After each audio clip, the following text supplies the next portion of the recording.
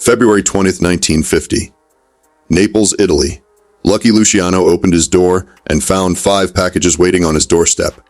Heavy packages, wrapped in brown paper. No return address. He didn't order anything. Wasn't expecting any deliveries. He carried them inside, set them on his kitchen table, and opened the first one.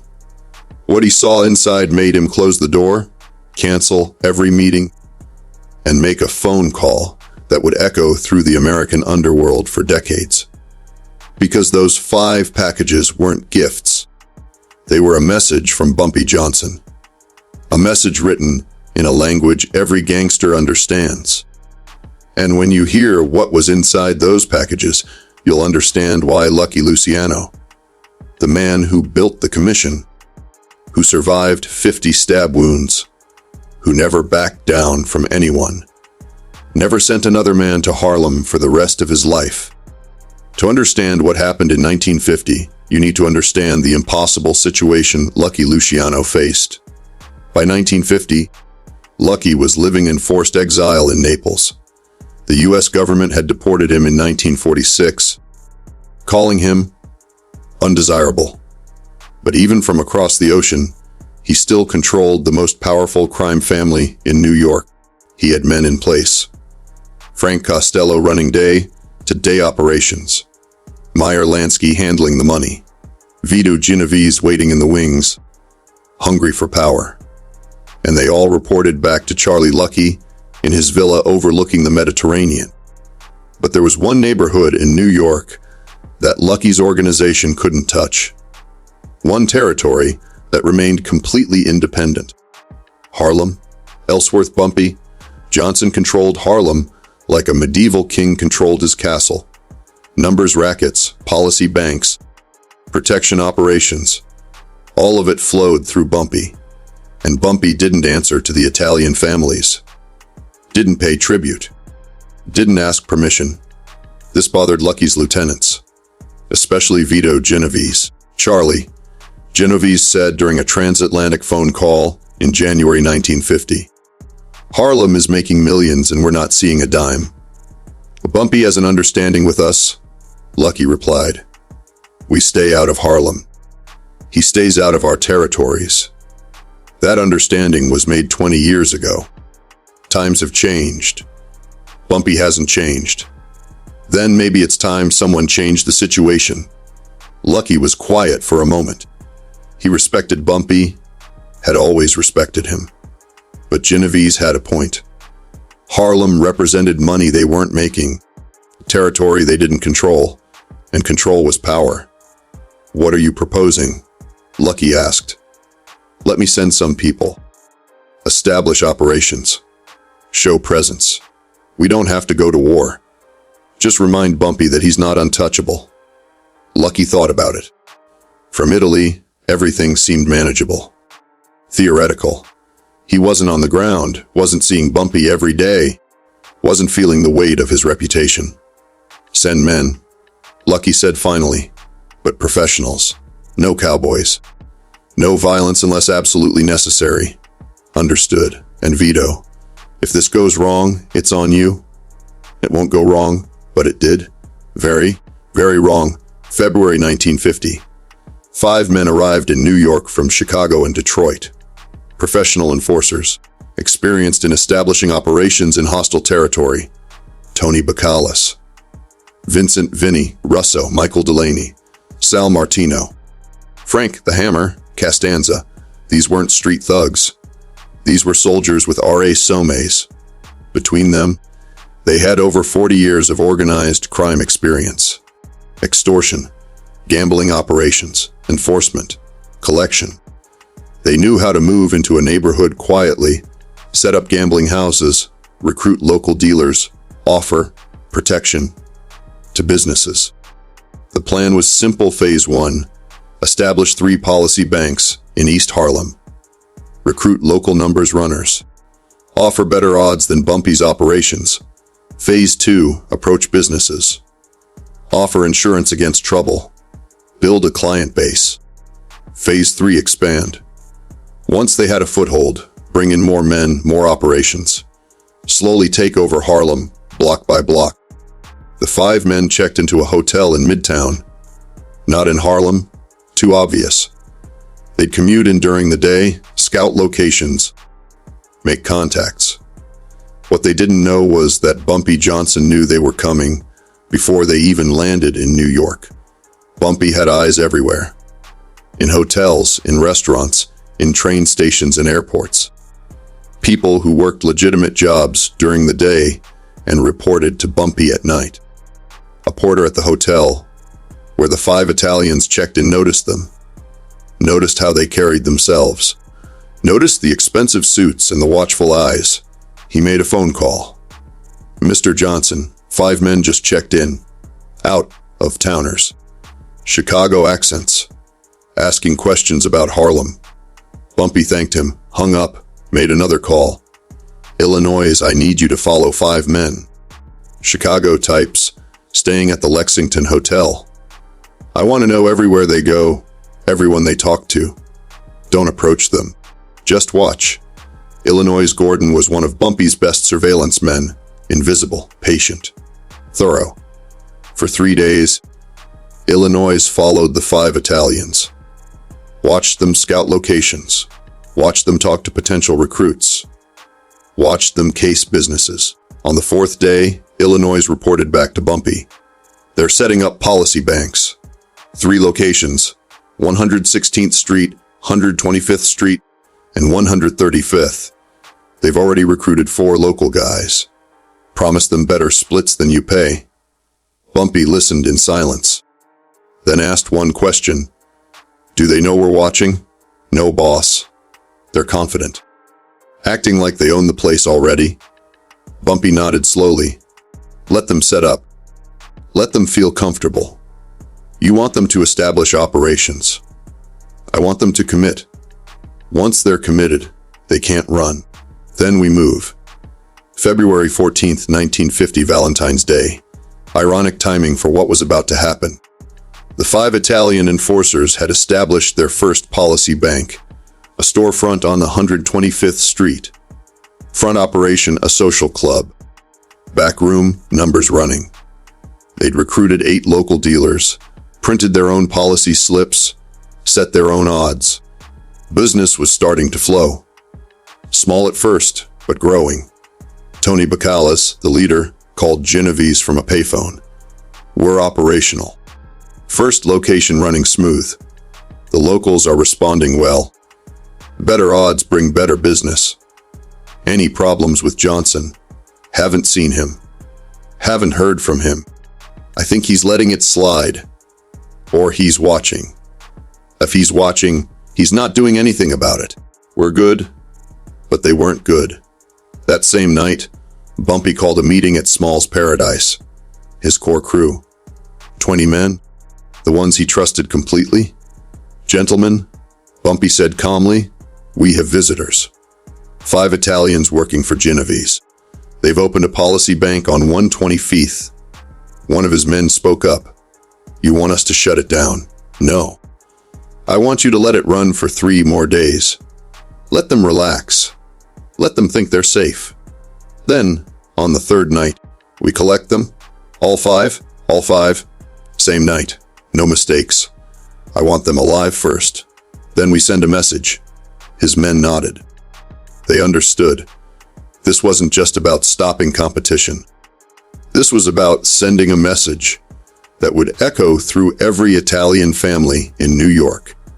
You don't come to Harlem without permission.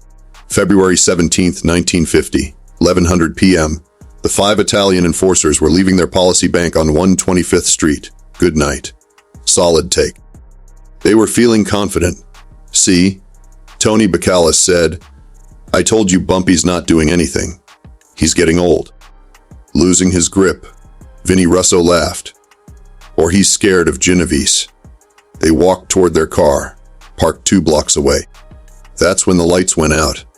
Not just street lights. All the lights. Every building. Every window. Complete darkness. Tony stopped. What the? Shadows moved in the darkness. 10, 15, 20 men. They appeared from doorways, from alleys, from parked cars. Tony reached for his gun. "Don't." The voice came from directly behind him. He hadn't heard anyone approach. He turned slowly. Bumpy Johnson was standing there, 3 feet away, 45 in his hand pointed at Tony's chest.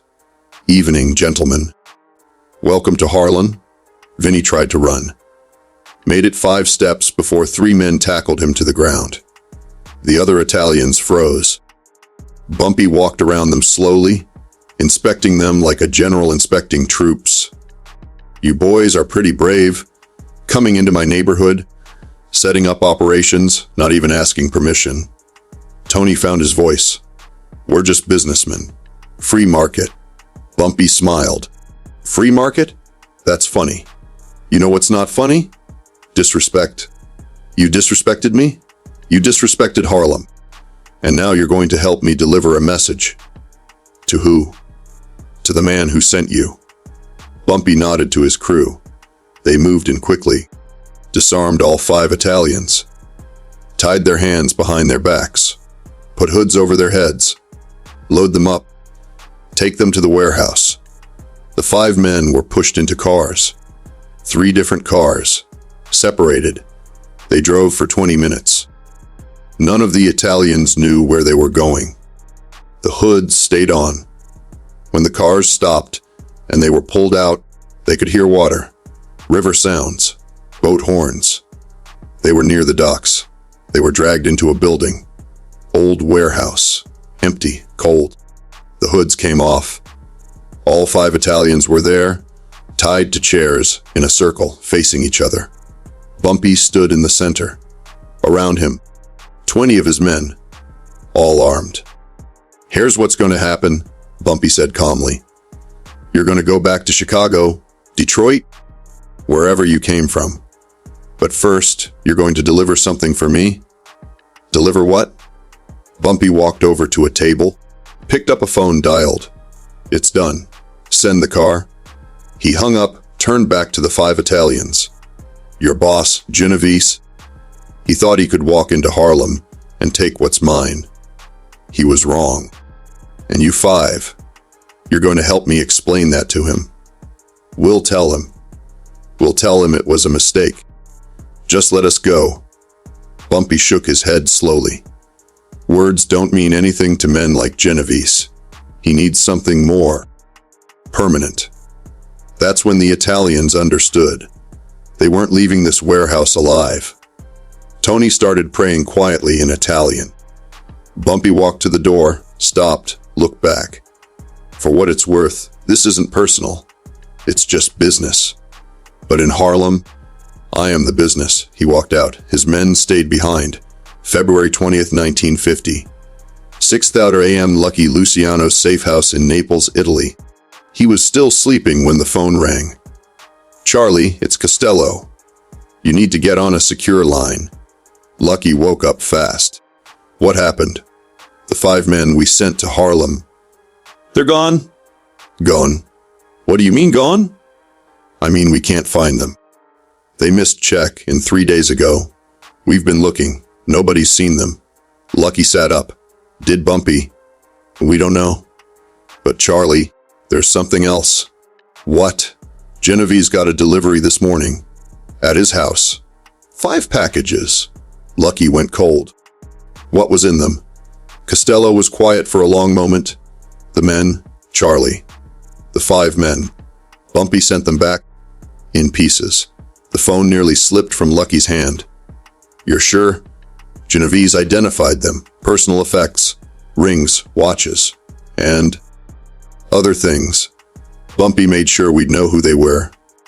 And there was a note." "There was a note. 1 word? What word?" "Harlem." Lucky closed his eyes. He'd made a mistake. A big one. He'd underestimated Bumpy Johnson.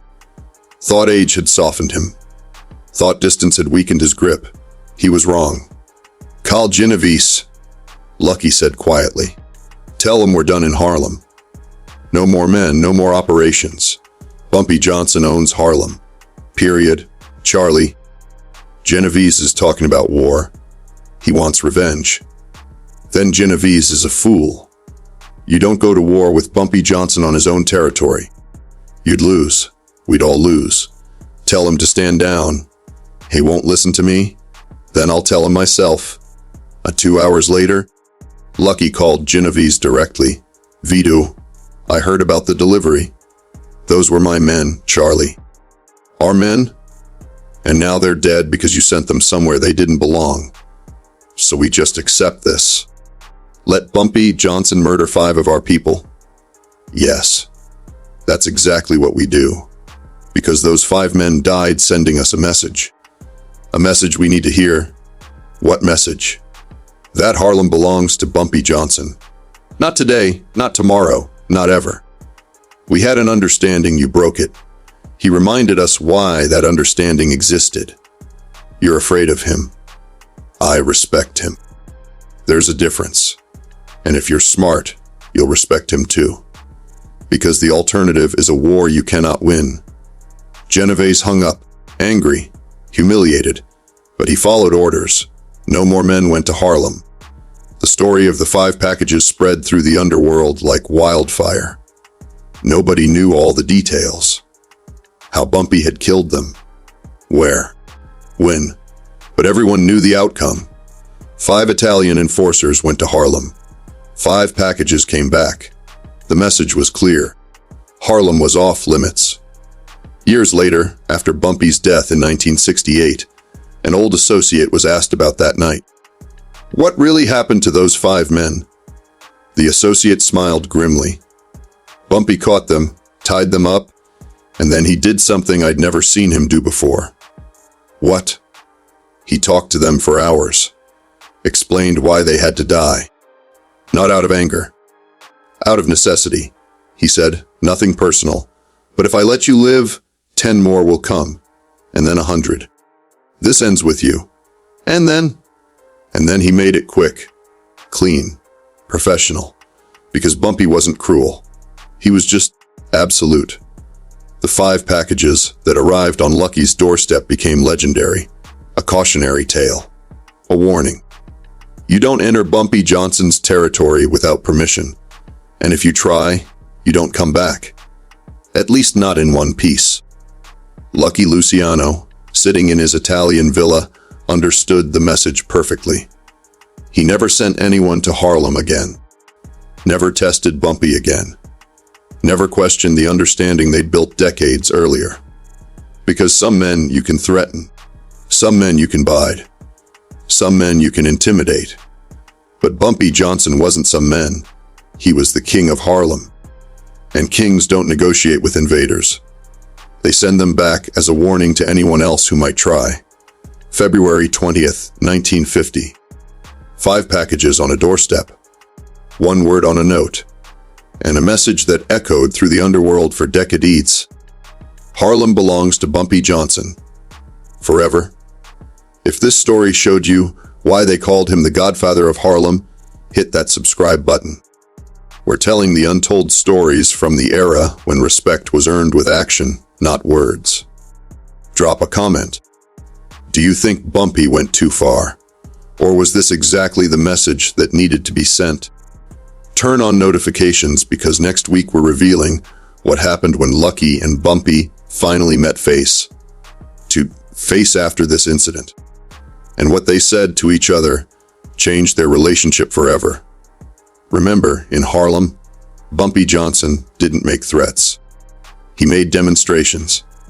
And 5 packages proved that some territories are worth dying for and killing for.